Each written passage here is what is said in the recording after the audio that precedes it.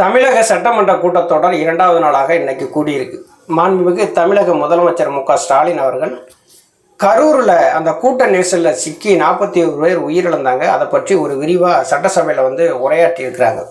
எடப்பாடி பழனிசாமி ஒரு எதிர்க்கட்சி தலைவராக அவர் நடந்துக்கிட்டாரா அப்படின்னா கண்டிப்பாக கிடையாது அப்படிங்கிறது தெளிவாக தெரியுது. அதை பற்றி நம்ம பார்க்க போகிறோம். அனைவருக்கும் வணக்கம். தொடர்ந்து ஆதரவளித்தோர் அனைத்து அன்புள்ளவங்களுக்கும் மிக்க நன்றி.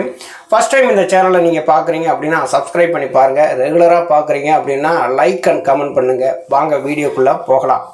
செப்டம்பர் 27 நடிகர் விஜய் அவர்களுடைய பிரச்சார கூட்ட நெரிசலில் சிக்கி கரூரில் 41 பேர் உயிரிழந்திருக்கிறாங்க. இந்த உயிரிழப்பு எப்படி ஏற்பட்டது அப்படிங்கிறது அதை விசாரிக்க ஓய்வு பெற்ற நீதிபதி அருணா ஜெகதீசன் தலைமையில் ஒரு நபர் ஆணையம் தமிழக அரசு அமைக்குது. அவங்க ஒரு பக்கம் விசாரணை நடத்திட்டு இருக்காங்க. தாவேக தரப்பில் என்ன பண்ணாங்க, இது சிபிஐ விசாரணை தான் வேணும், தமிழ்நாடு அரசு இதை விசாரித்தா சரியான நீதி கிடைக்காதுன்னு சொல்லி சுப்ரீம் கோர்ட் போகிறாங்க. சுப்ரீம் கோர்ட் என்ன சொல்கிறாங்க, அதுக்குன்னு தனியாக ஒரு நீதிபதிகளை நியமித்து அவர்களுக்கு கீழே சிபிஐ விசாரணை நடத்த உத்தரவிடுறாங்க. இப்போ இந்த வழக்கு இப்படி போயிட்டு இருக்கும்போது இன்னைக்கு இரண்டாவது நாளாக சட்டமன்ற கூட்டத்தொடர் நடக்குது. இதில் தமிழக முதலமைச்சர் மாண்புமிகு மு.க.ஸ்டாலின் அவர்கள் சட்டப்பேரவையில் உரையாற்றுறாங்க. A to Z என்ன நடந்தது, ஆதியிலிருந்து அந்த முதல் என்ன நடந்ததோ அதை சட்டப்பேரவையில் ஒரு முதலமைச்சராக அவர் எடுத்து சொல்கிறாங்க. ஆனால் எடப்பாடி பழனிசாமி இதை அரசியலாக்குறார் அப்படிங்கிறது ரொம்ப தெளிவாக தெரியுது. ஏன் இதை அரசியலாக்குறாரு அப்படின்னா, விஜயை எப்படியாவது கூட்டணிக்கு உள்ளே கொண்டு வரணும்னா இதை அரசியலாக்குனாகத்தான் நல்லது, விஜய்க்கு நம்ம சப்போர்ட் பண்ணியே ஆகணும் அப்படிங்கிற கட்டாயத்தில் எடப்பாடி பழனிசாமி இருக்கிறார். 50 ஆண்டு கால வரலாறு கொண்ட அதிமுக நேற்று ஆரம்பித்த தாவேக்காவை நம்பி தான் இன்னைக்கு வெற்றிங்கிறதே பெற முடியும் போல். அந்த நிலைமையில் எடப்பாடி பழனிசாமி அதிமுகவை பலவீனப்படுத்தி வச்சிருக்கிறார். ஏன்னா 2024 பாராளுமன்ற தேர்தலில் என்ன நடந்ததுன்னு தெரியும்ல. 7 தொகுதியில் டெபாசிட் போகுது, 12 தொகுதியில் 3வது இடம் 4வது இடம் போகுது. இனிமேல் அதிமுகவை காப்பாற்றணும்னா விஜய்னால தான் முடியும் அப்படின்னு சொல்லி இந்த கரூர் துயர சம்பவத்தை எடப்பாடி பழனிசாமி அரசியலாக்குறாரு. எப்படியாவது விஜய்க்கு நம்ம முட்டு கொடுத்து அவரை நம்ம எப்படியாவது காப்பாற்றணும், அவரை எப்படியாவது அவர் கேட்குறது பூரா நம்ம கேட்டு அவரை எப்படியாவது கூட்டணிக்குள்ளே கொண்டு வந்துடணும் அப்படிங்கிற எண்ணத்தில் எடப்பாடி பழனிசாமியும் தமிழக பாஜகவும் ஒரு செம்மையான ஒரு அரசியலை பண்ணிகிட்டு இருக்காங்க. எடப்பாடி பழனிசாமி அந்த சட்டப்பேரவைக்குள்ள சபாநாயகருக்கு முன்னாடி உட்காந்து தர்ணா போராட்டம் நடத்துகிறாரு. இதெல்லாம் ஒரு அரசியல் நாடகம் தான். அதிமுகவும் இருக்கட்டும் திமுகவும் இருக்கட்டும் 2 பேருமே அரசியல் நாடகம் தான் நடத்துவாங்க. எடப்பாடி பழனிசாமி முதலமைச்சராக இருக்கும்போது எடப்பாடிக்கு நெருக்கடி கொடுக்க ஸ்டாலின் அவர்கள் இது உள்ளே போராட்டம் பண்ண அவை காவலர்களால் வெளியில் கொண்டு வந்தாங்க. அப்போ ஸ்டாலின் அவர்கள் சட்டையை பிடிச்சிட்டு நடுரோட்டை நின்ற கதையெல்லாம் நம்ம பார்த்துருப்போம். வெளிச்சோம்னா அப்போது எதிர்க்கட்சி தலைவராக இருந்த மு.க.ஸ்டாலின் அவர்களுக்கு எப்படி கிடைச்சதுன்னு தெரியும்ல. அதே மாதிரி தான் இன்னைக்கு திமுக ஆளும் அரசாக இருக்குது. அதை எதிர்த்து கேட்கக்கூடிய இடத்துல அதிமுக எதிர்க்கட்சியாக இருக்குது. எடப்பாடி பழனிசாமி தர்ணா போராட்டம் நடத்த ஆரம்பிச்சிட்டாரு.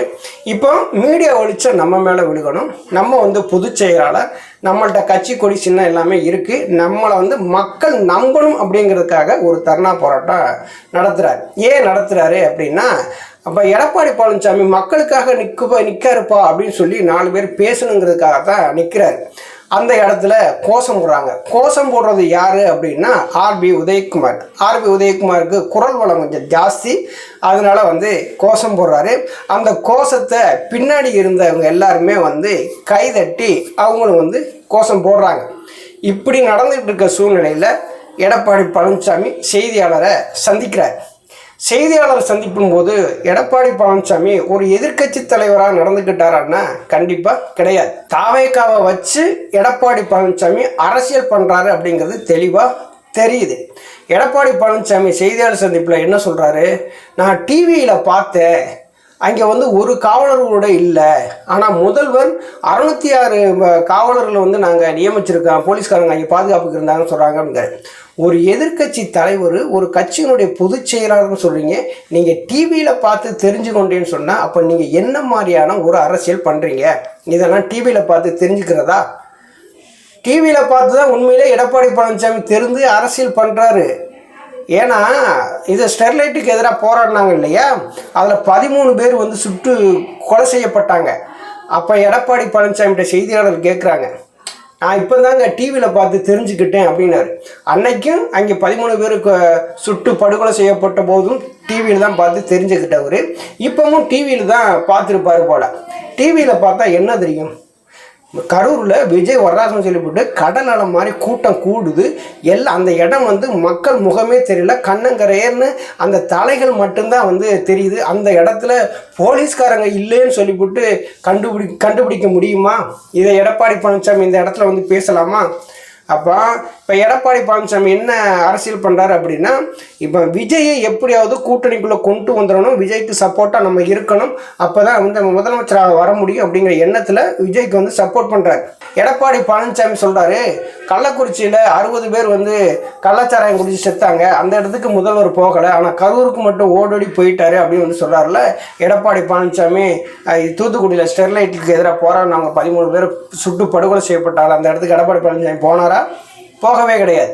இப்போ எடப்பாடி பழனிசாமி ப்ரெஸ் மீட்டில் சொல்கிறாரு, நான் மக்களுக்காகத்தான் பேசுகிறேன் அப்படிங்கிறாரு.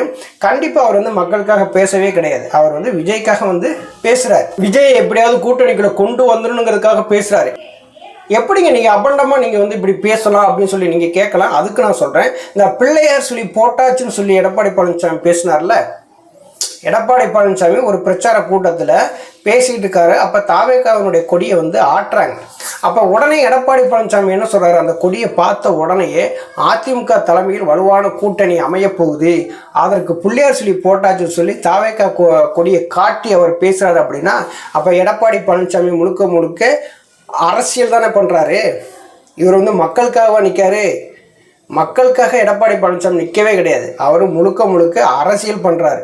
தமிழக பாஜகவும் எடப்பாடியும் சேர்ந்து எப்படியாவது விஜய கூட்டணிக்குள்ளே கொண்டு வந்துடணும் அப்படிங்கிற எண்ணத்தில் தான் அவங்க வந்து முழுக்க கரூரில் நடந்த அந்த துயர சம்பவத்தை வைத்து இவங்க அரசியல் தான் பண்ணுறாங்க, வேறு எதுவுமே கிடையாது. நடிகர் விஜய் அவர்களுமே வந்து தெளிவாக சொல்லிட்டாங்க, புரட்சி தலைவி அம்மா இருக்கும்போது அந்த கட்சி நல்லா இருந்துச்சு, இன்றைக்கி அந்த கட்சி வந்து ஒரு இன்னொருத்தர் கையில் வந்து அடிமையாயிருச்சு, அப்போ இருந்த கட்சியெல்லாம் கிடையாது அப்படின்னு சொல்லிட்டு அதிமுகவை போட்டு பொலன்னு பொழக்கிறாரு. இப்போ அதிமுகங்கிற கட்சி இருக்கா? புரட்சி தலைவி அம்மா இருக்கும்போது இருந்துச்சு, இப்போ அப்படி ஒரு கட்சி இருக்கா? இது யார்கிட்ட அடிமையாக இருக்குது? பாஜகட்ட அடிமையாக இருக்குன்னு சொல்லிவிட்டு அவர் மானக்கடை போட்டு விமர்சனம் பண்ணுறாரு. ஆனால் எடப்பாடி பழனிசாமிக்கு ஒரே குறிக்கோள் என்ன அப்படின்னா, நம்ம முதலமைச்சர் ஆகணும், நம்ம தமிழ்நாட்டுக்கு முதலமைச்சர் ஆகணும், அதற்கு விஜய்க்கு நம்ம சப்போர்ட்டாக பேசணும். இது முழுக்க இங்கே தமிழ்நாட்டில் அந்த கரூர் துயர சம்பவத்தை வச்சு அரசியல் பண்ணுறது வேறு யாரும் கிடையாதுங்க.